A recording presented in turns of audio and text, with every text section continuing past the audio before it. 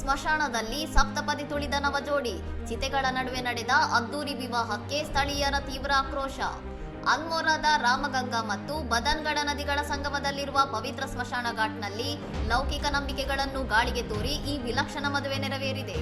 ಹತ್ತಿರದ ರೆಸಾರ್ಟ್ನಲ್ಲಿ ತಂಗಿದ್ದ ಪ್ರವಾಸಿಗರು ಆ ಸ್ಥಳದ ನೈಸರ್ಗಿಕ ಸೌಂದರ್ಯಕ್ಕೆ ಮಾರು ಹೋಗಿ ರೆಸಾರ್ಟ್ ಮ್ಯಾನೇಜರ್ ಅವರ ಎಚ್ಚರಿಕೆಯನ್ನು ಮೀರಿ ಸ್ಮಶಾನವನ್ನೇ ಮದುವೆ ಮಂಟಪವನ್ನಾಗಿ ಬದಲಿಸಿದ್ದಾರೆ. ಜೀವನದಂತ್ಯ ಕಾಣುವ ಪವಿತ್ರ ಸ್ಥಳದಲ್ಲಿ ವಿದ್ಯುತ್ ದೀಪಗಳ ಅಲಂಕಾರ ಮತ್ತು ಗದ್ದಲದೊಂದಿಗೆ ಶುಭ ಕಾರ್ಯ ನಡೆಸಿರುವುದು ಬೆಟ್ಟದ ಸಂಸ್ಕೃತಿಗೆ ಮಾಡಿದ ಅವಮಾನ ಎಂದು ಗ್ರಾಮಸ್ಥರು ಕಿಡಿಕಾರಿದ್ದಾರೆ.